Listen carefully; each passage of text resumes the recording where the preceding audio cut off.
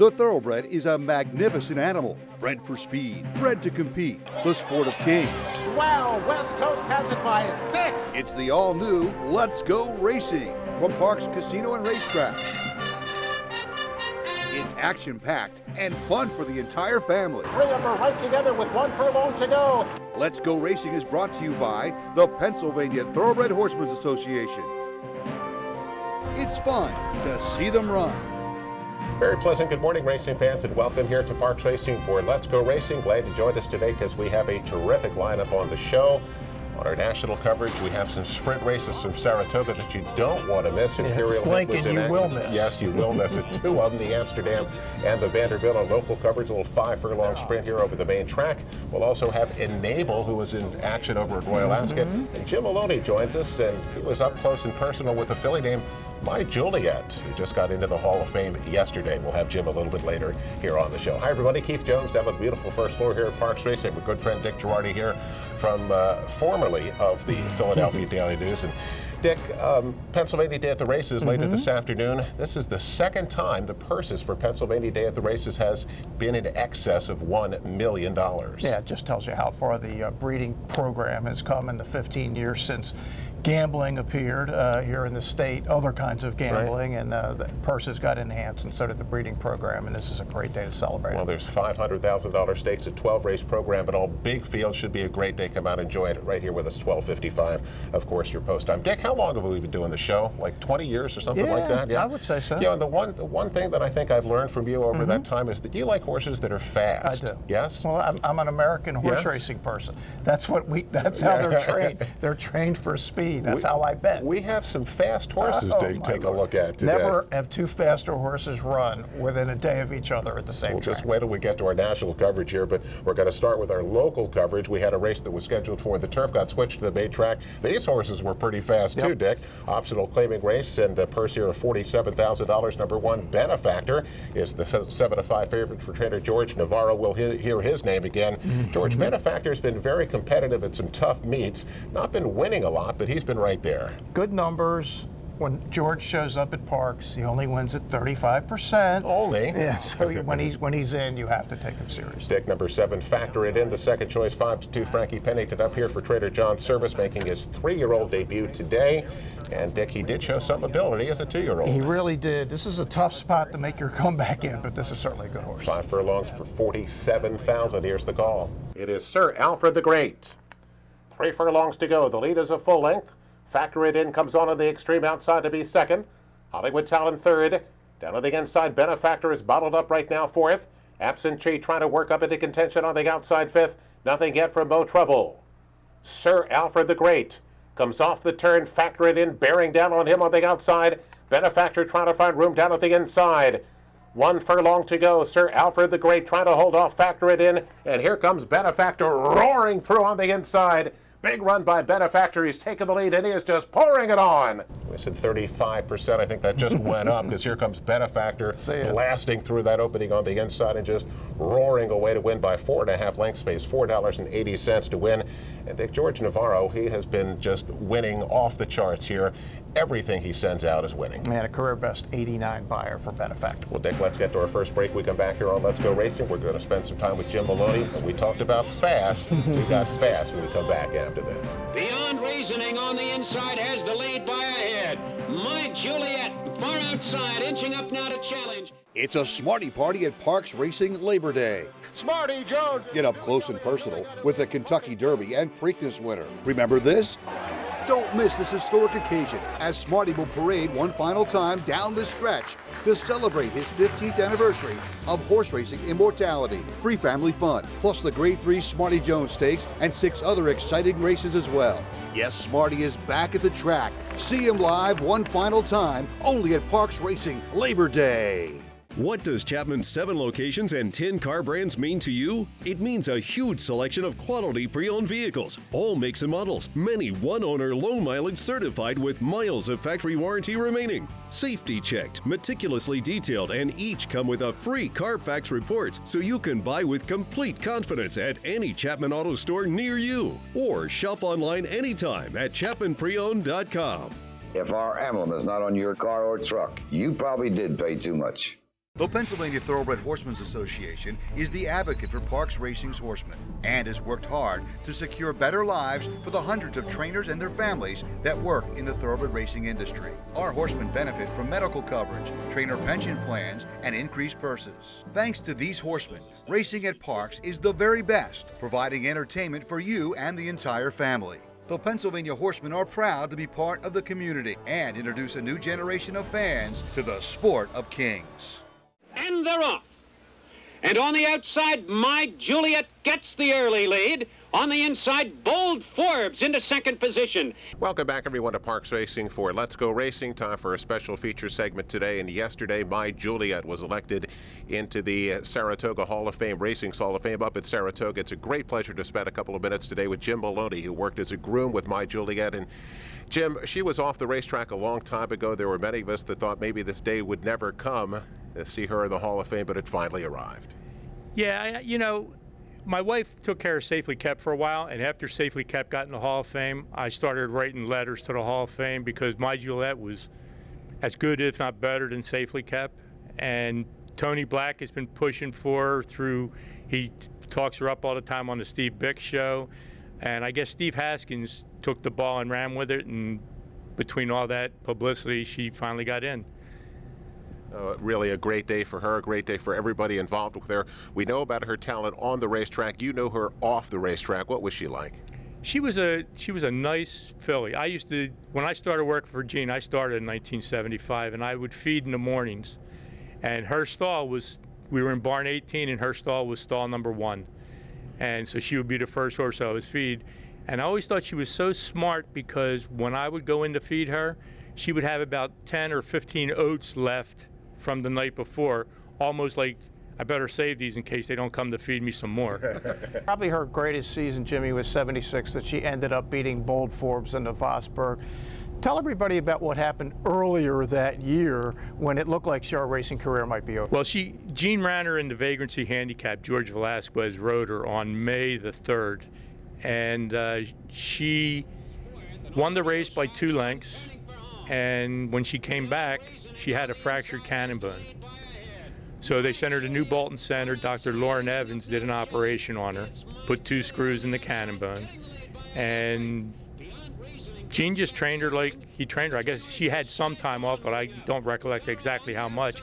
But she was back in the entries here at Keystone at the time on October the 1st in an allowance race, and that was the first time Tony rode her. And she won the race easily and won 10-2 and never missed a beat after that. And there was a TV show called The $6 Million Man back then. There was also one called The Bionic Woman. So whoever gave her the name or whoever labeled her, she became the Bionic Filly. And we had a blanket made with the Bionic Filly on it. She wore it every day cooling out, and she was just a celebrity back then. And she ended up that season running against that year's Kentucky Derby winner, Bold Forbes, in the Vosburg, which was the race for the Sprint Championship.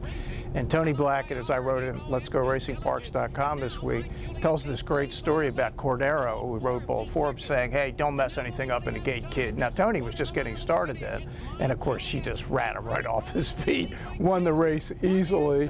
Angel ends up claiming foul, and they disqualified Bold Forbes. Tony said that week, Angel had said, you know, they're going to need like a jet airplane to beat her, and of course Tony was on a rocket ship. First horse ever from Parks to be in the National Racing Hall of Fame. That's what's really cool about this, and there better be another one soon by the name of Smarty Jones. Well, Jim, you probably have stories. We could spend the whole show with you, but thanks for taking a couple of minutes and sharing at least just a little bit of what was maybe one of the, well, not maybe, but one of the all-time greats to ever race here. Yeah, she deserves the accolades, and like I said, she was just a special horse, and she ran no matter who the trainer was, who the groom was, or who the jockey was. She just ran her race every time. Well, Jim, thanks again. And again, what a great honor yesterday, My Juliet into Racing's Hall of Fame. Let's get to our national coverage now. It's brought to you by Chapin Auto Group. Unless our emblem is on the back of your car or truck, you probably paid too much. Well, we start our national coverage up at Saratoga with the Grade 1 Alfred Vanderbilt. They'll go 6 furlongs here for $350,000. And Dick, as I talked about at the top of the show, we're talking fast today. We are. You love fast. The favorite here, number 1, Batoli, gets bet down to 1-2 for trainer Steve Asmussen. Dick Matoli has been absolutely sensational. He's won 7 in a row, back-to-back Grade 1 wins, and he has just become one of the premier sprinters in America. No doubt. He just came off a grueling win in the Met Mile, where he had to run every step. Now he's dropping back to 3/4. He's got the rail, and unfortunately for him, on this day, the rail at Saratoga was death. Nothing won on the rail. Second choice here, number 4, Firenze Fire, who's 3-1 for trainer Jason's service. And Dick, as I look through his past performances, he either runs big or he doesn't run at all. Yeah, he's got some gigantic wins. We saw him here, obviously, win the Gallup Bob. And then he's got some races where you're just shaking your head. But when he's good, he's really good. And Imperial Hit is in here, Dick, and you get 5-1. And I look back through his lines. When was the last time you got anything approaching 5-1 on Imperial Hit? No, it's been like forever since he wasn't like the favorite. You know, you got to go all the way back to the Breeders' Cup Sprint of 2017 when he wasn't favored. But look, his lines are not as good this year, and they're wondering now that he's a little older, has the 6-year-old lost a step? Or not. Or not. Let's get the call of the Alfred Vanderbilt. Here it is. They're off in the Vanderbilt, and Strike Power broke the best. And then Matoli's on his inside. These two are going to go out to the front together. Imperial Hint will lay just off of them.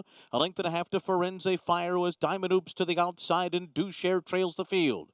So it's Strike Power and Matoli going at it early. Locked in battle here with Imperial Hint just 1.5 lengths behind them. Firenze Fire is fourth on the inside by a 21.77 opening quarter mile. And then it's Diamond Oops. The trailer is Dushare as they round the far turn. Matoli given an early test by Strike Power, and Imperial Hint is coming up to them now with a 3-wide burst, and he takes the lead. Imperial Hint has gone right by to take charge at the top of the stretch. He has left Matoli and Strike Power behind. Firenze Fire is closing the gap on the inside. Diamond Oops is in the middle of the racetrack. Imperial Hint comes into the final furlong, and he has opened up to a 5-length lead. Oh, he's back! Imperial Hint's going to win the Vanderbilt again. Oh, he won it by 4.5 lengths, and he broke the track record. Dick, did Larry Colmus just say track record at Saratoga? 107.92. Imperial Hint sits just off a couple of speedsters. Matoli, one of those. As you mentioned, the rail was not good. He finally runs finishing third, not one of his better efforts. But Imperial Hint just blows by the leaders just outside the quarter pole, rolls home before length winner, pays $13.80 to win. And Dick, I repeat, 107.92. Yeah, track record at Saratoga. It's just been around like longer than any track in the country, so that's a serious track record. I felt a little bad for the Matoli people because they were on the wrong part of the track, but guess what? Weren't beating Imperial Hint. No, I don't want to say nobody, because we're going to see a horse in a second, but nobody in this race was beating Imperial Hint on this day. This was the best of Imperial Hint. It's great to see Louis Carvajal as back. I'm a little dismayed that he's no longer here at Parks. He's now at Monmouth where he's training, but man, was this good. Sounds like they're going to go Vosburg, Breeders' Cup Sprint. Had some physical issues last year, still ran hard to be third. I thought got beat by the track at Del Mar when Roy H. got on the best part. Love to see this horse get his deserved sprint win in the Breeders' Cup and the Sprint Championship. Wow, 1380 at the windows. That'll be the last of that. Dick, the following day, now that was this one of the Saturday features at Saratoga. The Sunday feature was the other big sprint race of the weekend. It's for 3-year-olds, the Amsterdam. They'll go 6.5 furlongs here.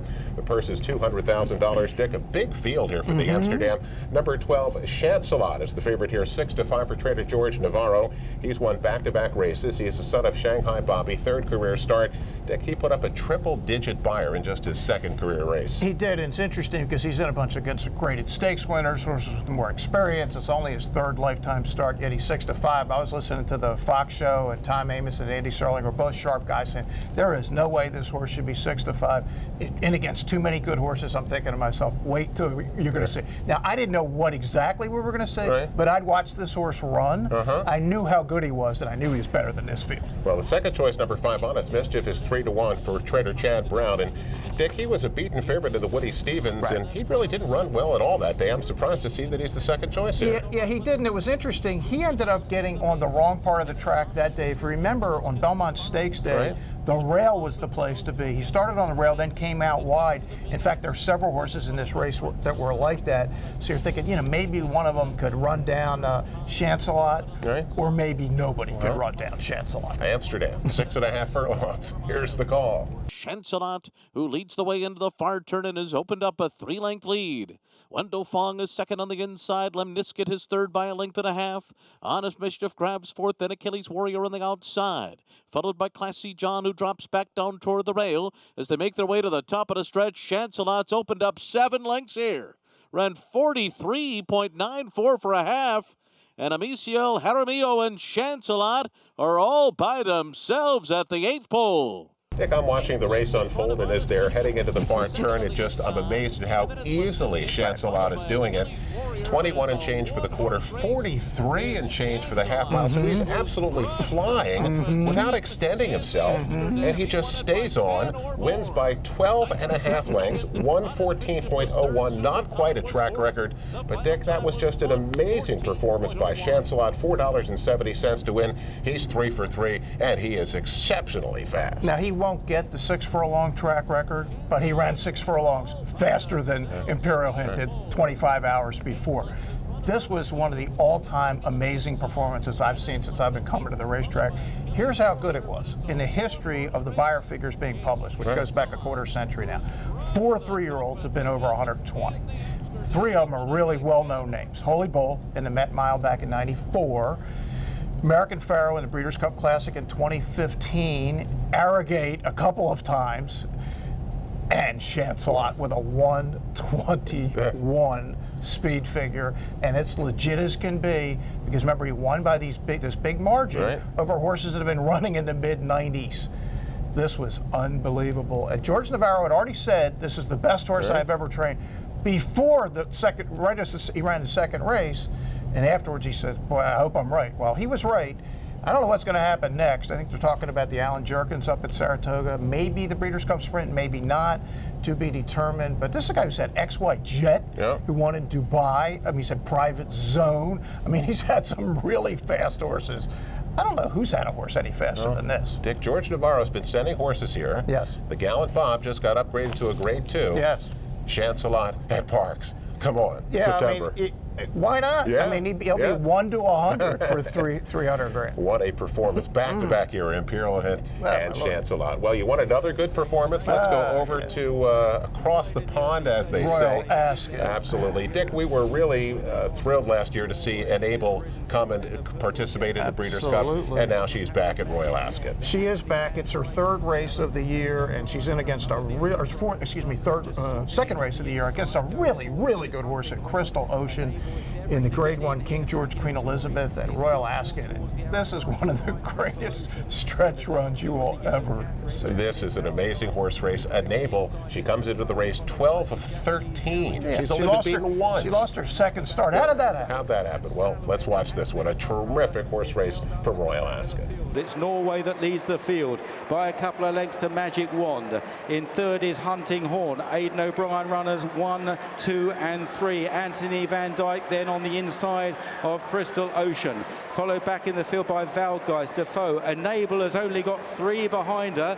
They are Cheval Grand along with Salouen and Mirando as they emerge out of Swinley Bottom, and now racing inside the final 6, just passing the 6 furlong marker. And Norway is serving up a strong gallop, followed by Magic Wand in second place. On the outside in the pink colours is Hunting Horn. Anthony Van Dyke then the inside of Crystal Ocean. Enable is still well back behind Valgeist, followed by Defoe, Cheval Grand, and then Salouen and Mirando is being ridden along to Little Aval at the back of the field, heading on towards the 4 furlong marker. They are well strung out. It's looked a punishing pace being set by Norway, who will surely come back to them in the straight. In second, Magic Wand, Hunting Horn, then Crystal Ocean in 4th, Valgeist, and then after Valgeist on the outside is Enable, beginning to pick up 1 or 2 scalps as they run into the home straight, and Norway drifting off the inside. It's closed down by Crystal Ocean. Enable making rapid progress down the outside. Crystal Ocean goes on, but Enable is quick to challenge.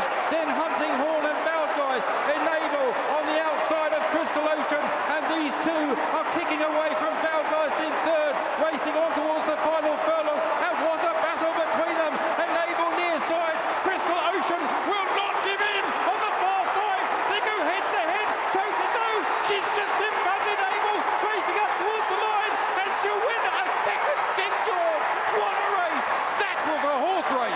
Dick, what a terrific race. I mean, and Abel just absolutely refuses to get beat. She wins another one. That's now 13 out of 14.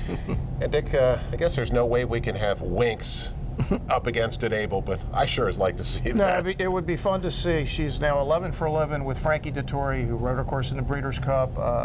9 Group 1s, including the Breeders' Cup, 2 ARCs. Looks like she's going to run once more prior to the ARC, and she's going to go for the ARC for the 3rd time. No horse has ever won the ARC 3 times. Oh. And Abel will be favored to do it, but it's like a 25-horse field. There's a zillion. It's really one of the hardest races in the world to win, but if anybody could do it, it's this great, now 5-year-old mare trained by the wonderful Englishman, John Gostin. Well, Dick, let's get to our next break. We come back here on Let's Go Racing, the weekly awards, more racing actions to take a look at, and of course, Eye on Racing as well. We'll be right back.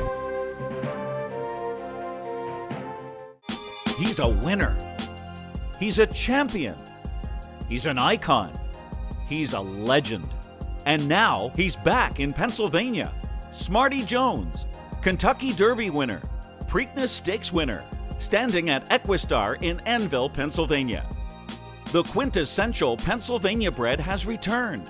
Smarty Jones is back home. Please call Rodney Eckenrode or visit EquistarTrainingAndBreeding.com.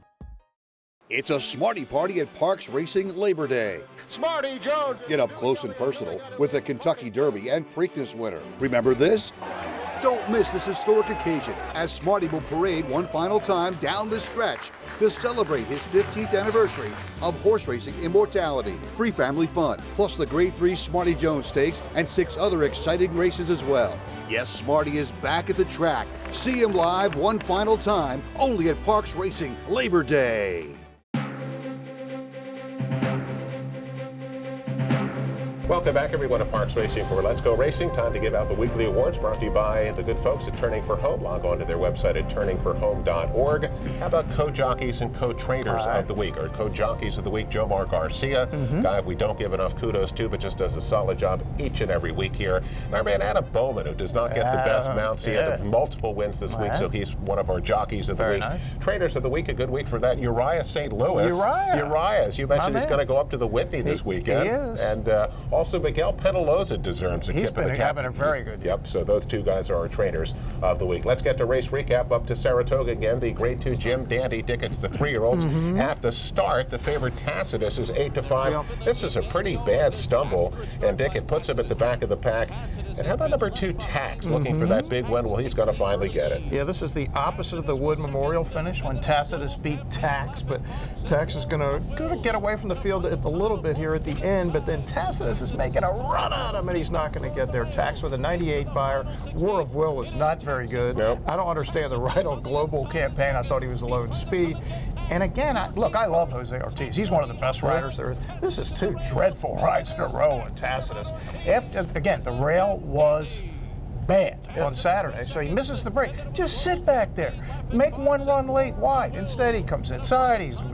What are you doing? Dick, Tacitus could not get a clean trip. The Tax pays $11 to win. And good to Danny Gargan and Tax. I mean, it's a $50,000 claim. The horse just won the Jim Dandy. Dick, the Bowling Green, mile and 3/8 on the grass. Grade 2 race at Saratoga. The favorite here is Channel Maker, who's 5-2, but instead it's the other Channel. It's Channel Cat, and he's 13-1. Yeah, Channel Maker won it last year. Channel Cat, here Luis Saez takes the initiative. He goes right to the front in a race with no speed, and he's going to hold on at 13-1. Yes. The top 7 were within 2 lengths of each other. Abel would have beaten this field by a dozen. 29-20 to win on Channel Cat. And Dick, finally, the Bing Crosby out on the West Coast. A winner, you're in for the Breeders' Cup. Number 7 recruiting ready, the 8-5 favorite from trainer Stanley Huff.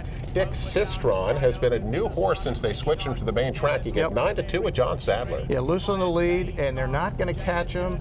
And he gets a 100 buyer. He couldn't warm up the sprinters we saw at Saratoga, but he just won a Grade 1. He's in. John Sadler's winning all the stakes at Del Mar. His barn is very hot right now. Dick, Eye on Racing, we talked about the big day, Pennsylvania Day at the races earlier on the program. We talked about the Whitney, the test coming on, so another big day. Yeah, last year's PA Derby winner, McKenzie, will probably be the favorite in the Whitney, I would think, for Mr. Baffert, who, when he comes to Saratoga, does not miss much. Well, that's all, of course, chance to bet it. Have fun. Yes, indeed. Right here at Parks. We'll be right back. News and notes. How about 50 years in the sport? Unbelievable. 50. Be right back with that after this. Racehorses are pampered. Treated with care and loved. Nothing is more important than their health and their safety. We do right by them. And they do right by us. The hard-working folks who proudly earn our living in Pennsylvania's horse racing and breeding industries. Horse racing is a lot of fun. But it's so much more. It provides tens of thousands of jobs. Jobs. And billions in economic impact each year. All across the Commonwealth. Horse racing in Pennsylvania. It's a winner. It's a Smarty Party at Parks Racing Labor Day. Smarty Jones! Get up close and personal with the Kentucky Derby and Preakness winner. Remember this?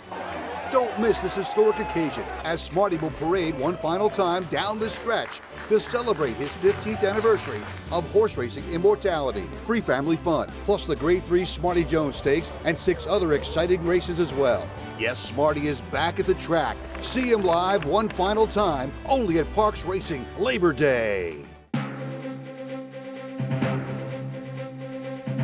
Welcome back, everyone, to Parks Racing for Let's Go Racing. The final segment is News and Don'ts, brought to you by Pewter Stable. Log on to their website, pewterstable.com. Become an owner today. Bruce Casella, Dick Girardi, Keith Jones, and Dick, Pennsylvania. Day at the races, 5 big stake races, 12 races in all, so a big card. You can enjoy it right here at Parks. Yeah, it's going to be terrific, and it's the final Saturday before the August break, and then when we come back, get ready for Labor Day at Smarty Jones. Dick, 50 years in the sport. They had a nice ceremony this past Saturday for our friend Craig Donnelly. Yeah, and he's one of the good guys. Anybody that knows Craig knows that. And anybody that knows him and knows his work from the Enquirer and even before that and even up to this day, there's never been in the country a better public handicapper than Craig Donnelly. Well, here's a little more with Craig.